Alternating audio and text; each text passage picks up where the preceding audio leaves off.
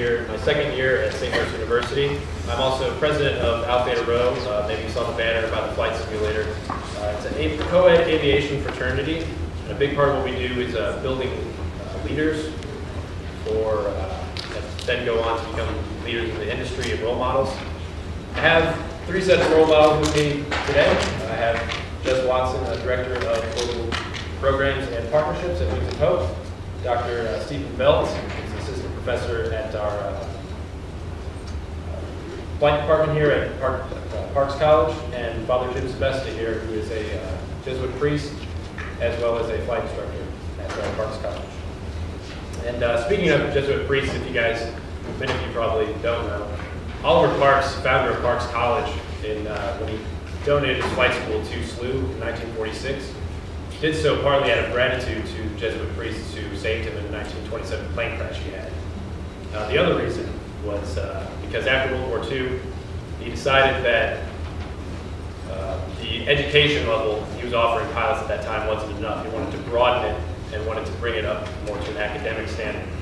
And so he decided to go across the river to St. Louis University, where the Jesuit ideology and philosophy is that we educate the whole person, mind, body, and spirit, and we build people up to be well-rounded and committed to service of the greater good. The SLU mission, if you look at the website, the last part of that is service to humanity. And that's what Atlas Week is all about, and that's why we're putting on this presentation for you today, is talking about service to humanity. And the actual goal of Atlas Week is to raise awareness of global issues affecting people today, and not just to promote discussion like we're doing right now, but also inspire action. And with that in mind, I'd like to hand the floor over to Dr. Bell.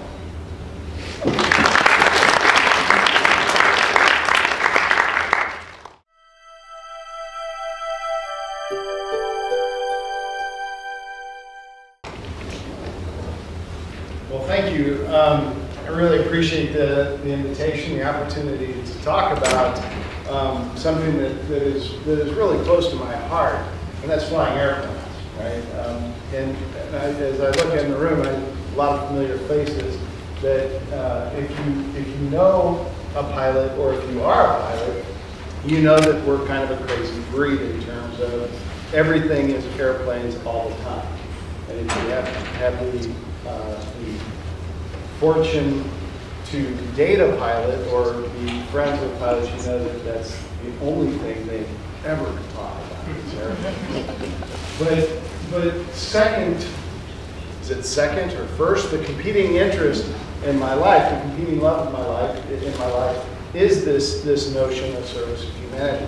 And so in 2003, I was fortunate enough to be offered the opportunity to work for an organization called AirServe, who provides air transportation services to other non-governmental organizations that are working in areas that are facing tremendous needs.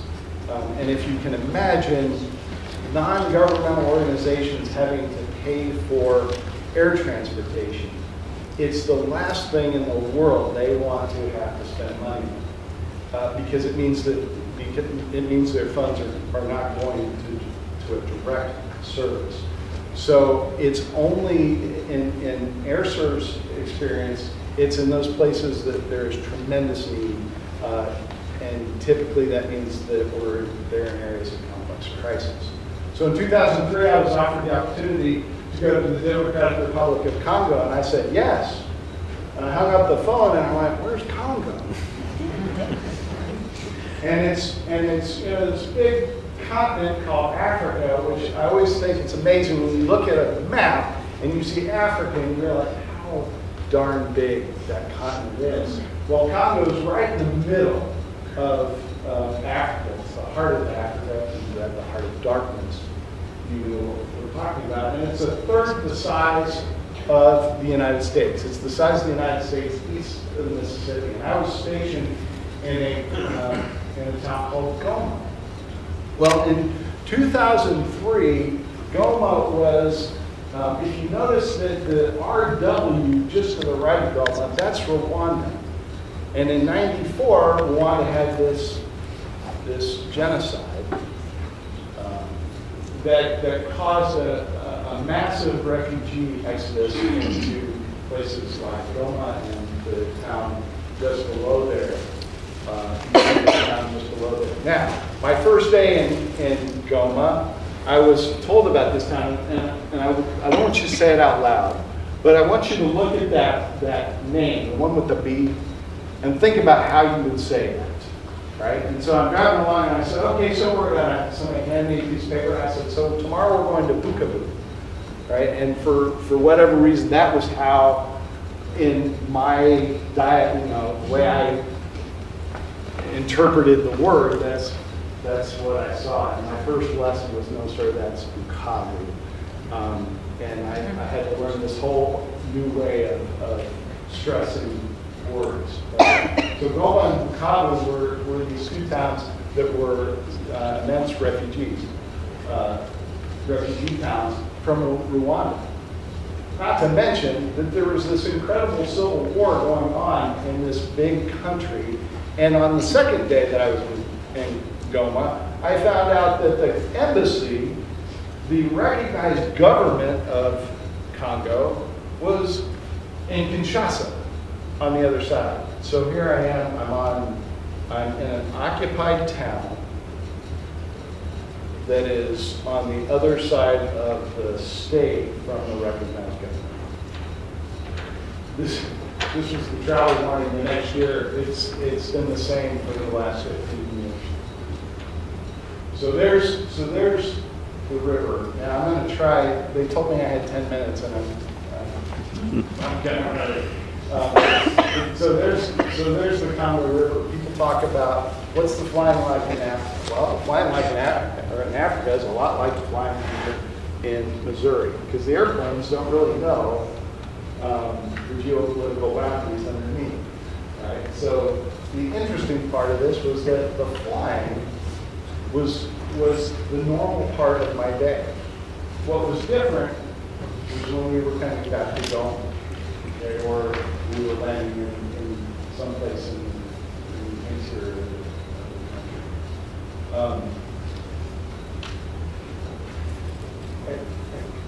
This looked a lot better on my computer screen, but if you see the end of the runway has a black line across it.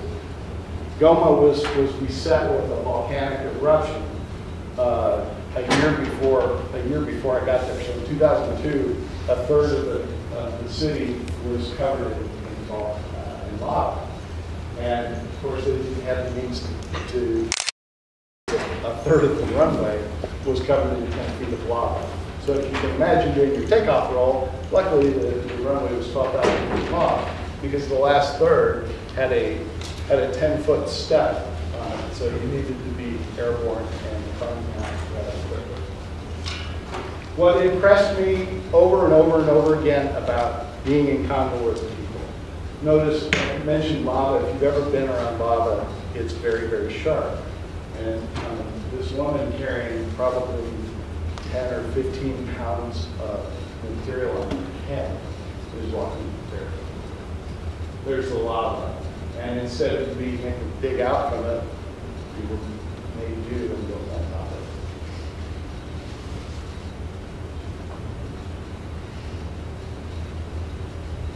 A lot of kids and a lot of guns.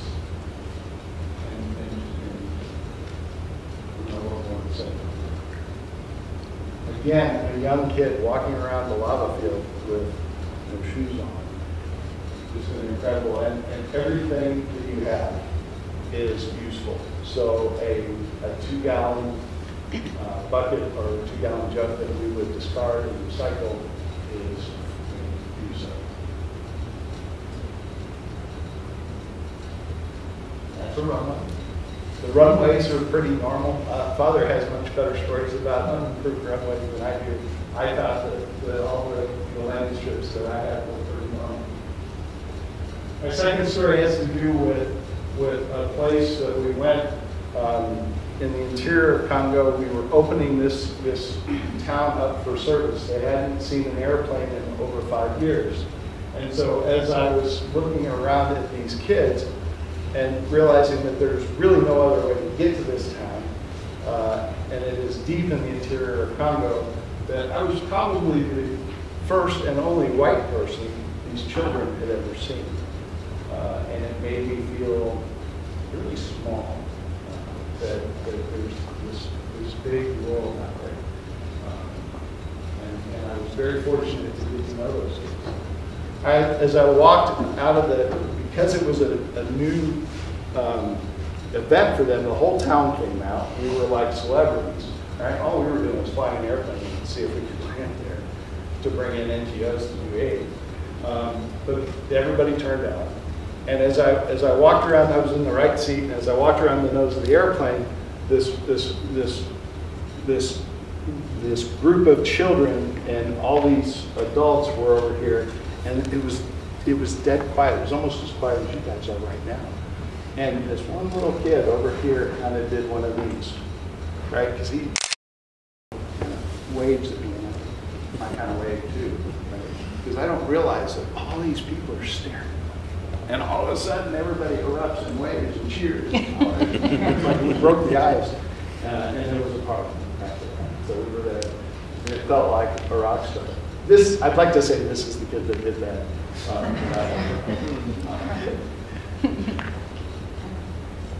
And again, the guns, fortunately, a number of the militias don't really have the means to provide enough ammunition for the guns. They don't get used a whole lot. This is actually an RPG that probably had got much more use as a crutch or as a pry bar or something. You know, if you actually had to fire that grenade, you might regret it. You know, guarding our airplane under the shade. It's not happening. I let this one in because every time we went to this airport, it was a reminder that while the FAA wasn't in Africa, the laws of physics still apply. So get it right. My second story is about Bunia, which is in northern Congo. And what you're looking at is a refugee camp. Those are all tents, if you will, which means that you're talking about 1x2 wood frames with plastic tarps over them. And that refugee camp had been in existence for a number of years at this time. So that's where people are. When we talk about refugee camps, the military, the French were in Bunia to try to help with the fighting, and so we were dealing with military movements all throughout the airport. That's the refugee camp for us. The last story I have is in 2005. So 2003, peace accords get signed. In 2005, things are getting better. And we are, AirServe was working with a group that was doing demilitarization of child soldiers.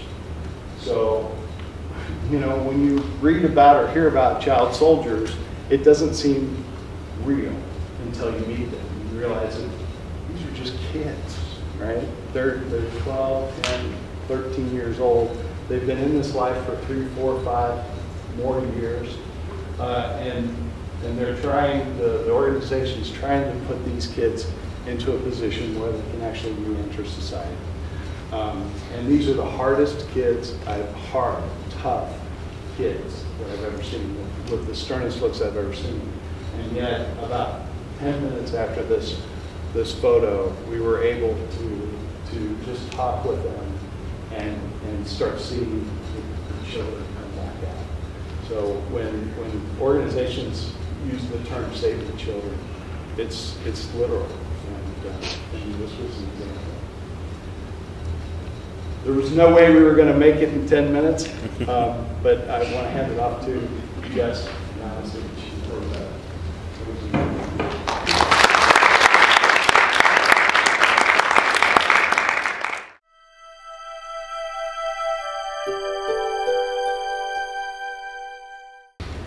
So I am the non-pilot on the panel tonight.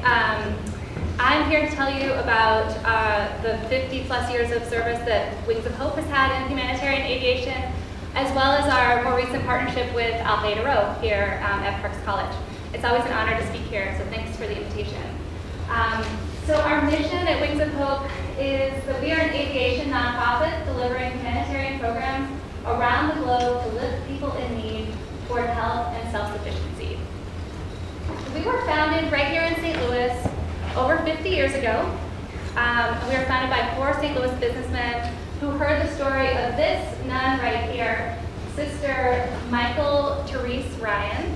She was flying in the Turkana Desert in Kenya, and she was a nurse. She was running clinics there, and her airplane wings, she had wing cloths at the time, they were being eaten by hyenas, and so the 4 St. Louis businessmen raised money to send her a new airplane, and Wings of Hope was born out of that mission. They realized there was a lot more need around the world, and so they continued to send airplanes, and they sent over 150 in that time. We have been nominated twice for the Nobel Peace Prize, and we've maintained our 4 stars on Charity Navigator and Guide Star Gold for quite a long time now. And then about 14 years ago now, we realized medical air transport here in the United States, particularly with very ill children who needed to be transported to a specialist clinic, often very frequently in their young lives, and it was completely not possible for their parents to finance it. So we ended up establishing the Medical Relief and Air Transport Program. We transport critically ill children, mostly children, 80% children. We have 3 medical air transport planes that we run out of our hangar at the Spirit of St. Louis Airport. We do buy commercial airline tickets for children that are able to fly commercial, so it's so much easier. We work with doctors and hospitals to often secure free treatment for the children, and we arrange all of the details, start to finish patient advocacy for them. It is a completely free service for them, and we have volunteer professional pilots, nurses, and patient flight advocates that work with our patients. In 2016, we served 285 patients through this program. And just one of our patients, this is Claire. She was 4 when she started flying with us. She has a very rare disease that is often misdiagnosed, and I have my notes because it is a long one. It's hemophagocytic lymphohistiocytosis, otherwise known as HLH. She required a bone marrow transplant and chemotherapy, and we flew her on 9 flights to the Cincinnati Children's Hospital, where the specialist in this disease, the best in the nation, resided. And 9 flights later, she's in full remission, and we're very pleased with the results. We're very proud of her. And I want to talk more during this program about our international humanitarian aviation work. And that's where I actually spend my time. I focus on the global programs. I don't do the map missions that I just spoke about. So we are in 11 countries around the world besides the United States, so 12 total. And about 60% of our programs now still directly relate to medical air transport. But over the years, we always made a commitment to really wanting to work long-term with the communities that we were working with, not just kind of giving them an airplane and then saying, see ya. And so over time, we asked them more about their needs, and they told us about they suggested other programs that would be helpful. And so we've expanded into the areas of, so beyond medical air transport, we do sustainable food, so chicken hatcheries, we do microcredit, microloans, and we do education projects. I'm going to focus on the aircraft-related ones here today. So in Tanzania, we've been working with the Flying Medical Service for over 30 years now. That they run a wonderful program. Father Pat Patton has 2 airplanes, 3 pilots. They work with the Maasai people, and it's in southern Tanzania. They are able to serve a tremendous number of people every year. They cover 25 settlements. They do about every 2 weeks they will fly into the community. They vaccinate babies. They do prenatal care, postnatal care. They offer emergency medevac services. And in 2016, they served 26,000 people directly. And the year before that, it was 30,000. I mean, these numbers are huge. And they do a great job. And this is actually kind of a local girl gone good. This is Elsa Claridge. She's from Chesterfield. She graduated from college. She trained as a pilot, fell in love with this part of Africa, and has served as a pilot with FMS for the last 3 years. And Wings of Hope, for a time, supported her stipend as a pilot. We always send mechanics every year to do their annual. We supply parts. We support them mostly in those ways. And I should say, with our international field sites, the way that we work is that we always partner with a trusted nonprofit that is in country. Often it's run by people from that country, or it is run by people that are in direct communication with local leadership. So we're not directly running programs, out of our St. Louis office, like, in Tanzania. That would be incredibly difficult. And so we provide different kinds of partnership to our 11 field sites. So another one of these is in Zambia. This is FlySpec Zambia. This is a nonprofit that was run by 2 expat surgeons that lived in Lusaka, the capital of Zambia.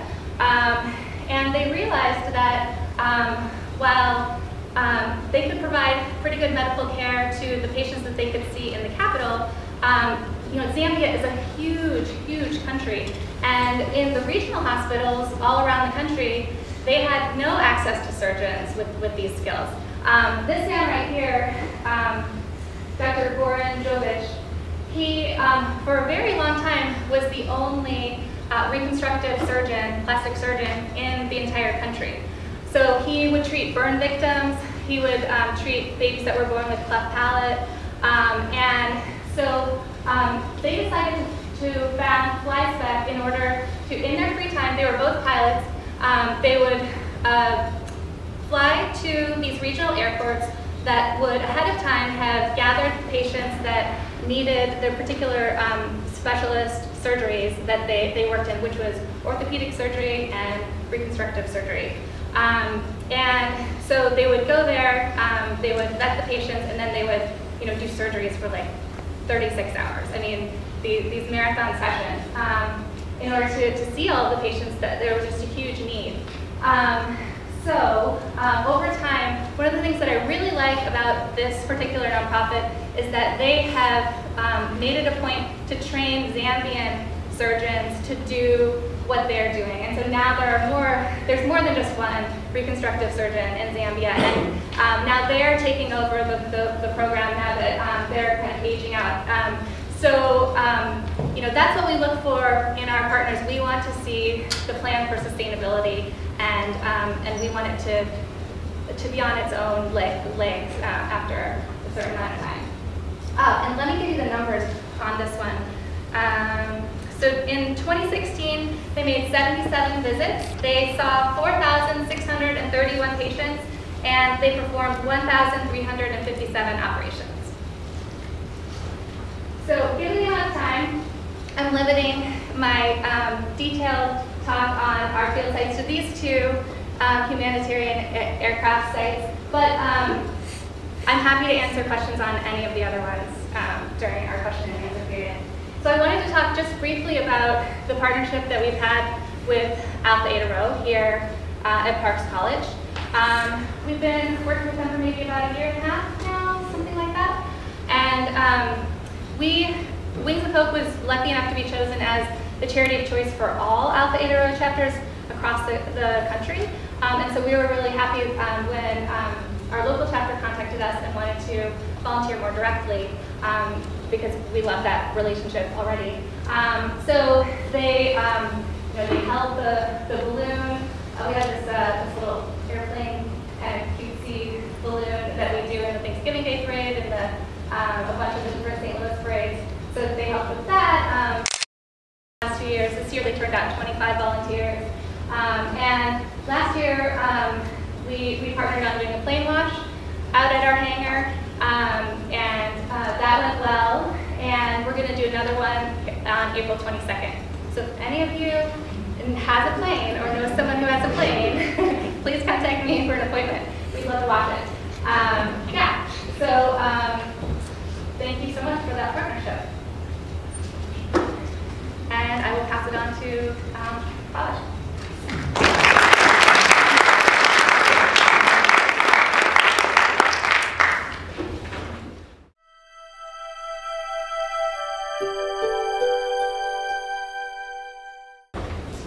I'm Father Jim Sebesta. I probably should give you a little bit of my background. I'm not exactly sure that I'm totally involved in humanitarian aviation, but then you be the judge of that. I got a job at an airport when I was 14 and got my pilot's license.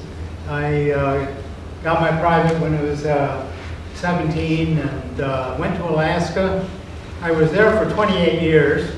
And I flew in the bush for most of that time. And then in 1994, I came down to St. Louis University on a sabbatical. I was expecting to go back to Alaska the next year. And since I had a flight instructor certificate and I did a lot of flying in Alaska, they asked me if I would do some flight training here. So I got involved with Parks College, and I did begin flight training, and then during that year, one of the people teaching the instrument course left, and they said, maybe you could take the instrument course, could you? All right, I'll try. And I did, and then I got mostly into teaching.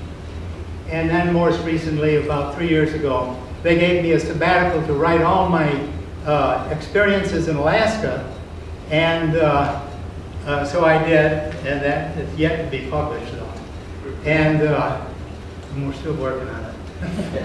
And then 20 years ago, I came down here, 1994, 23 years ago.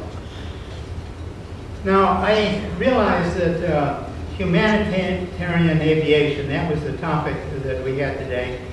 And humanitarian means anything that seeks to promote the human welfare of the good of others. And what I thought I'd do is give you a few experiences. Obviously, I was not involved in an organization that provided humanitarian aviation directly.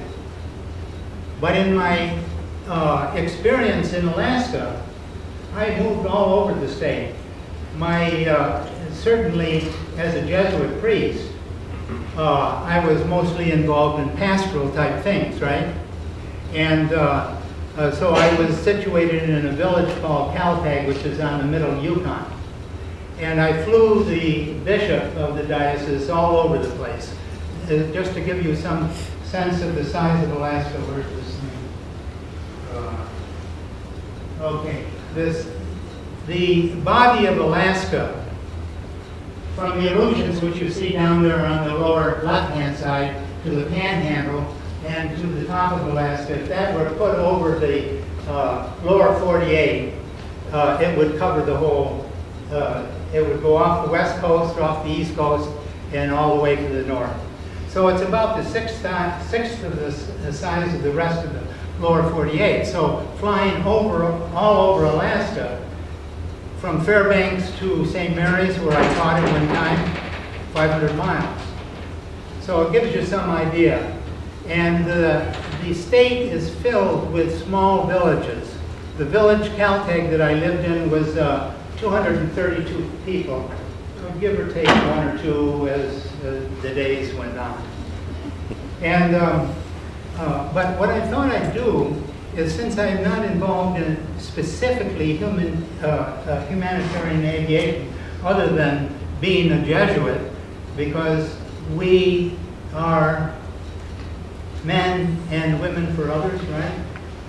And I think that qualifies as being delivering services to those people who are in need. My experience was responding to people in need. For example, I dropped the bishop off in a village called Chivac, which is on the lower left-hand side in the Yukon-Kuskokwim Delta. The next morning, this man came to me, and he was all upset. And he said, now, we had landed the night before, and a blizzard moved in that night. And unfortunately, his daughter pulled over a pot of boiling water off the stove, and it landed on top of her and gave her severe burns over the whole body. And he came and said, can you take her to the hospital? And I said, well, you should call the medical ambulance. And he said, we have, but they can't come because the weather's too bad. The visibility was probably 10 feet. I'm telling you, it was really down. Well, what do you do in a situation like that? Well, you try to do what you can, is that right? So we loaded up the parents and the child, and I took off in this blizzard and went into Bethel and shot an instrument approach to just minimums.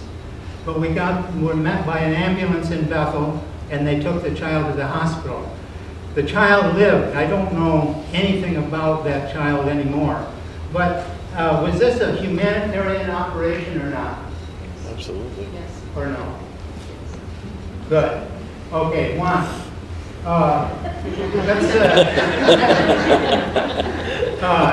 Let's try another one. Okay. Let's see. One time there was a fellow in Caltech, and I was in the villages of Alaska. Unfortunately, there's lots of problems with alcohol, right? And oh man, I was trying everything I could do to deal with this problem, and I got a number of the young men in Caltech into rehabilitation, what do they call that, alcohol treatment. And this one man, who was really bad, he had, I won't tell you all the things that he did, but anyway, there was a public health service doctor in town, so we got him committed to a program in Fairbanks, involuntarily, and he was really ticked off, I'll tell you. But I went into Fairbanks every time that I went in, maybe once a week or so, and I always visited him. And gradually, one time he told me, Marietta's in the hospital. I can't get out of here to see what's wrong with her. Let me know. So I went over to the hospital, and I couldn't find her. She wasn't in the hospital. So I had to come back and see him. And no, she's there. Well, anyway, when he got out of treatment, he came back. Now, Marietta was in the hospital, and she was on an x-ray table and couldn't respond, unfortunately. So anyway, he came back to Caltech, and then I was called to the house. He was trying to stay away from alcohol. And he had an ear infection. And they couldn't come out to pick him up. He was not a candidate for any of the programs they had. So I loaded him up in the airplane and took him to the regional hospital. And we had to stay down low, maybe 100 feet above the river to go in because of the sensitivity of his ear. And so I brought him in. And I guess that would be humanitarian aviation, huh? Okay, later on, they sent him back. They said, well, it's cancer of the tongue, and this is something which is we can't treat. So he was at home for a few days. And then I was called over and he said, "Father, here, take this ice pick and jam it in my ear. It's so painful." I can't do that. I can't. And so we loaded him up in the airplane again and flew him back into the hospital. And unfortunately, the infection in the ear had abscessed into the cranial cavity, and he died in the hospital. I guess that's humanitarian. Another thing, often, I should have brought a pointer, but between Anchorage and the rest of Alaska is the Alaska Range. And in order to get from Anchorage out to the rest of Alaska, you have to go through the mountains. So you have to go over the mountains or through them. And the mountains, well, Denali is over 20,000 feet, and most of the mountains in the range are probably 10 to 12,000. So going over the range is maybe 14,000 feet. So many people, because there's always an overcast and the mountains are hidden, go through the passes. There was a person from McGrath, which is right in the center of the state, where it says Alaska there, yes, and right of the A. And he had taken off from Anchorage, was going to go through the pass, Ptarmigan Pass, probably, I don't know. He never made it. So now the people of McGrath were really concerned about, where is he? Has he crashed? Has he had a problem? Is he down on a lake or something? So they organized a search and rescue. So anybody in the area that can respond, responds. I loaded up 3 other people in the 180, and we went out and took a coordinate.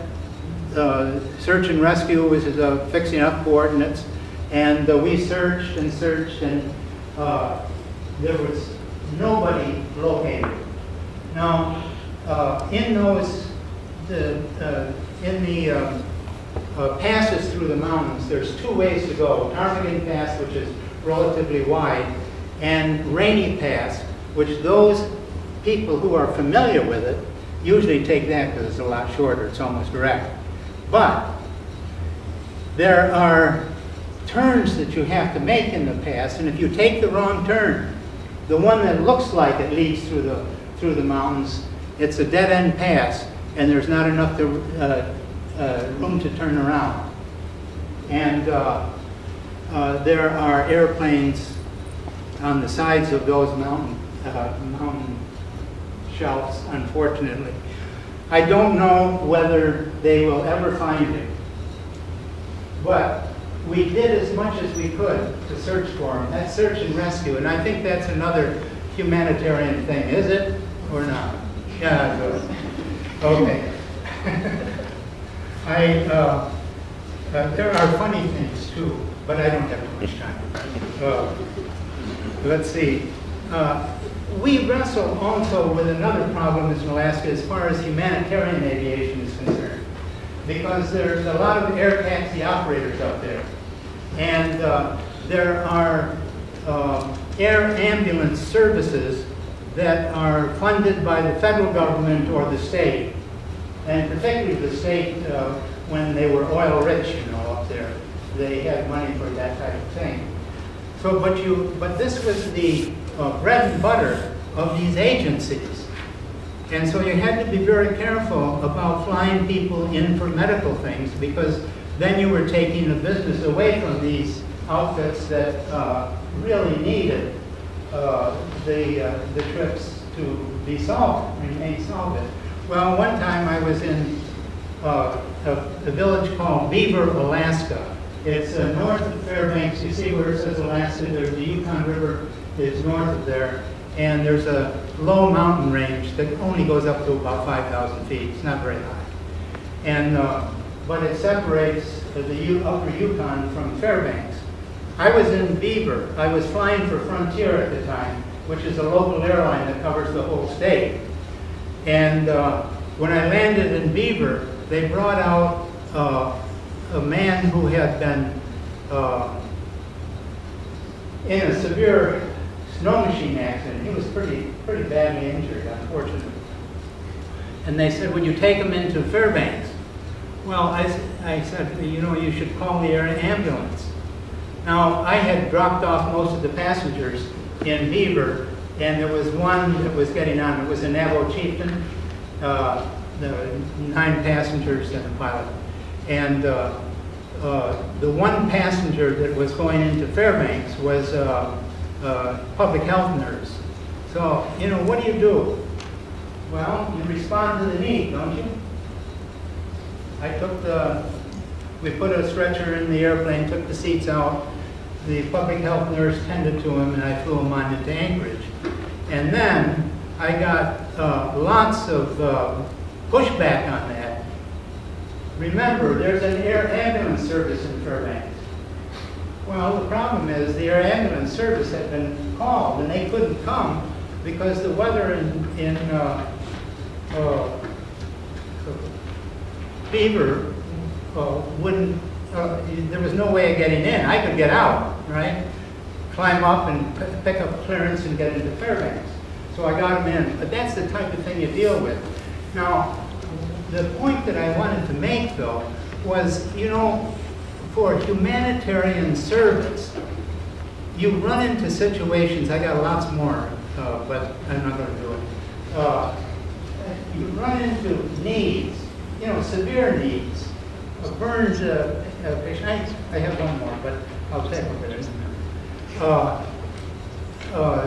You run into needs, and then what do? Well, you respond. And obviously, all of these people there's so many humanitarian organizations. In the April 2nd issue of Flying Magazine, they list about 50 of them over the world. It's amazing. And most of the people who are involved in these things are people who want to help. They have made it in their lives, they feel blessed, and they help other people. And when a need arises, what do? You supply that need, don't you? And this is what I think, in preparing for this, I'm saying, yes, I flew an airplane and I used it in such a way that I could help others. But you know, there's so many ways that you can help others. And this is what really our focus should be, to respond to the needs of others that are in serious condition in ways that you can help. If you've been blessed with, in ways that you can supply help, do it. And.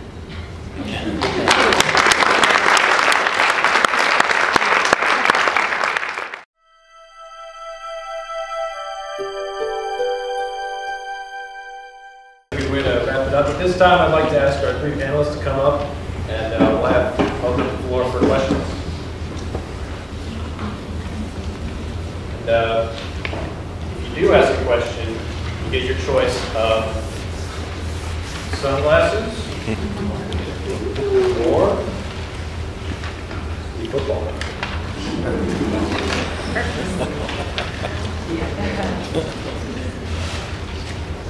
First question. Yes. On both for Air Service International and Wings of Hope, when there is a disaster, do you pilot the responders, like the Haiti incident or other places?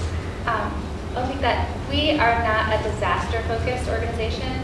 We do more long-term partnerships with a community and with an organization in a country. However, we do a few short-term operations if we are requested, and we did offer some assistance. For instance, for Haiti recently, they had a hurricane, and we do small projects, but most of our projects are more long-term. Yeah, AirServe was in Haiti right after the earthquake for a short period of time, but primarily AirServe doesn't tend to be a first responder organization. It's the one right after that. Right? So it is the crisis intervention. AirServe tends to work itself out of a job once you get into the development phase of a crisis. Then AirServe tends to move on. Do you want sunglasses or rock? Before I throw it or hand it to you? Throw it. Ready?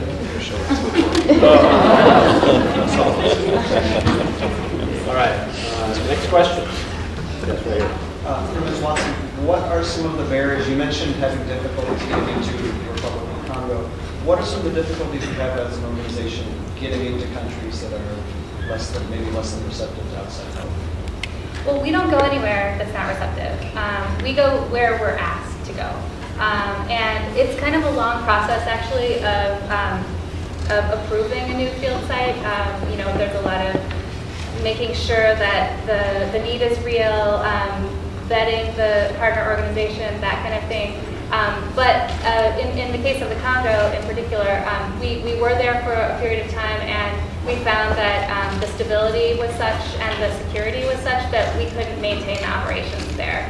You know, we had problems like, you know, we would go to our fuel, and it would be, you know, this much this much fuel on top of this much water. You know, because it had been stolen and it had been replaced. So, you know, we can only be where there's a certain amount of stability where such that we can actually help long term. So we're more of a long term partner versus the AirServe, which does more crisis intervention.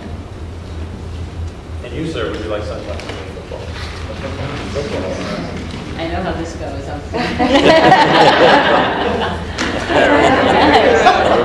Next question. Yes, sir. What opportunities are there to volunteer for one of your organizations if you're not a pilot and you don't have any health, you're not a health professional, that type of thing? Things in the business world would you need volunteers for? What opportunities are there to help you? We have a tremendous volunteer program. We're a volunteer-driven organization. It's not a volunteer-run organization. There's only about 12 paid employees, and many of those are part-time. And you know, every day we have probably 60 volunteers in the offices and in the hangars. But it's a really strong community. A lot of people retire and then they have a second career with us, and it really structures their retirement. Yeah. And we also, for the younger folks in the room, we have a young professionals program that I've been spearheading over the last 2 years, and it's been growing a lot. So anyone at the ages of 21 to 45, if you're interested, please let me know. Would you like football or sunglasses? Is it AirServe or similar volunteer opportunities? So AirServe, the organizations that they tend to put in a country have logistics and a country director. It's structured much like the international NGOs. So those positions do come open from time to time. They try to draw from local staff as much as possible, and if they have local staff that's trained, then the international staff may move on. But there are opportunities for pilots, maintenance, and then all the ground support. So what is the time commitment for that volunteer work? Is it months, weeks? It would be a minimum of a 12-month 12-month commitment. 12 to 18 months, you start getting too long. You know, you get much past that. It's intense and exciting, but enough is enough. Anyone else? About 5 minutes left. So, okay. I have a question for Father. How has your life as a priest affected your life as a pilot? Well, I think that it, certainly in Alaska, it complemented my life as a pilot, complemented my life as a priest. I could get around to the villages by air, And as I told you, I did fly the Bishop very frequently, and I found it a very great asset that made me able to serve the people in a more complete and spiritual way. I do have other stories I could tell, but not now. It takes too long. There are the means of getting around are by boat in the summer and by snow machine in the winter, or flying. And of course, it takes a long time by any of these other means. So there are air taxi outfits all over Alaska. And among the Jesuits who were up there, there were probably, over the years I was there, maybe 5 that flew at various levels of getting around. Yeah, Rick. This question is for Ms. Watson. I believe you mentioned microloans as a means of assistance for some of the communities you guys help, and I was just wondering how that program works. Sure. We have 2 field sites that focus on microloans. They're in India and Kenya. So in Kenya, we work with an organization called Transfeta that offers small loans of, on average, $98 to women who, mostly female entrepreneurs that are either starting a business or growing a business. It's female and youth focused. And so they have given over 600 loans at this point. They've been in operation 3 years. And they also have offered financial training just in the last year to 2,400 people. So it's a whole program of mentorship and financial literacy training. And they really work very closely with the women. And the payback period is on a weekly basis. It's these very small amounts of money. So there's a lot of support built in. And their default is less than 3%. So it's well run. And then so it's businesses such as a vegetable stand in the market, buying milk from villagers and bringing it in and selling it in a village. It's a clothing shop, a secondhand clothing shop, cafe, things like that. And then our program in India is in Balasore. It is working with a nonprofit that has had an amazing success in the last 10 to 15 years. They brought the idea of self-help groups, which existed in other parts of India but had not existed in this particular province.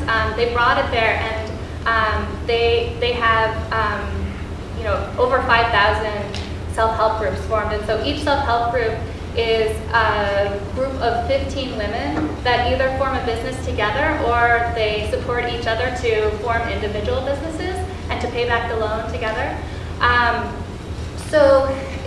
They have been able to connect these women with formal banking institutions so they can now get their own loans and train them about their rights as well. So that's again another program that we have loved to support. And our particular role in that was we funded a work center for several of these self-help groups that was an incense factory. So they produce and package and distribute incense, and it gives each woman who's part of the co-op $50 extra income every month, which is a huge amount in India. So that trickles back into the family. It means that more girl children are going to school. It means that health is better. They can pay medical bills, these kinds of things. So it really spreads out into the community as a whole.